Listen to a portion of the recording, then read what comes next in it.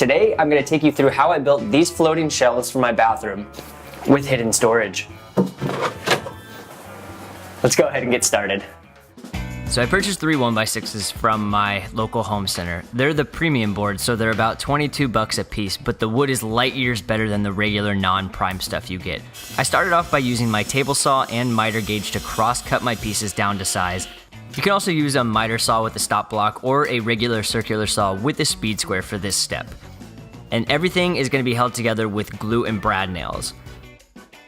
Once the shelf was tacked in place, I measured out a separate scrap piece of plywood I had lying around to fit the interior width of my shelf. I took that piece over to the miter saw and cut it to a final length.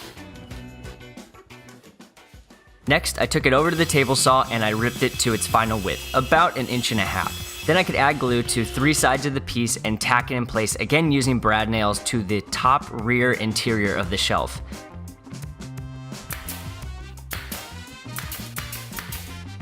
And then just repeat that same process for all 3 of my shelves. Now I wanted to reinforce all of the brad nails with dowels. I started off by cutting my 3/8 inch dowel into small increments, and then used a scrap piece of wood with a Fastener bit to test and make sure that the hole that I was going to be drilling properly fit the dowel. Once I confirmed that, I added a piece of tape to my drill bit to mark a depth that I should drill to.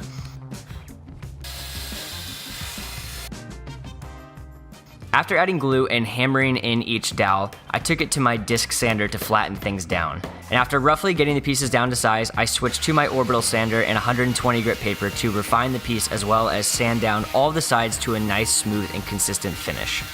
Let's take a moment to talk about this video's sponsor, Aero Fastener. Aero makes a wide variety of fastening tools including staple guns, nailers, glue guns, riveters, and more. And I used the Aero PT18G pneumatic brad nailer for this entire build as well as their 1-inch brad nails. And I have a bunch of projects featuring Aero tools in the works, including some exclusive projects going up on the Aero site. So stay tuned. If you'd like to learn more about the Aero tools and fasteners, check out the link in the video description. And thank you to Aero again for sponsoring this video. The last piece of this was to add in the cabinet hardware that would attach the face to the shelf. I placed the hardware inside the shelf with the face of the shelf on the bottom and then used my phone to measure out spacing evenly. Once I had marked out where both pieces of hardware should go, I used a small drill bit to pre-drill my holes and then screwed in the hardware to the face. Once that was attached, I could put the shelf back on the face and then mark exactly where the hardware would attach to the actual shelf.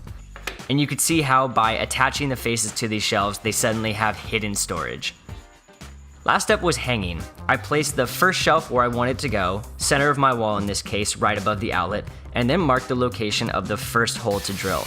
I then used my drill to pre-drill a hole and then move the drill bit over 16 inches to drill the second hole. Then I could drive in the first screw, and I'm just using 2.5 inch wood screws to go through the shelf and the drywall into the stud.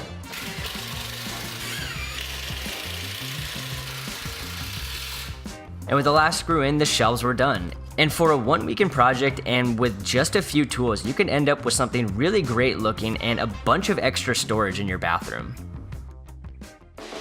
So that is going to wrap it up for this video. Now, these shelves are something that we have been wanting to add to our house since we moved into it. Not only are they really cool aesthetically, but they are super functional because for this bathroom specifically, we're really limited on storage. So I think that's going to do it for this video. One more huge thank you to Aero for sponsoring this video. And until next time, happy making.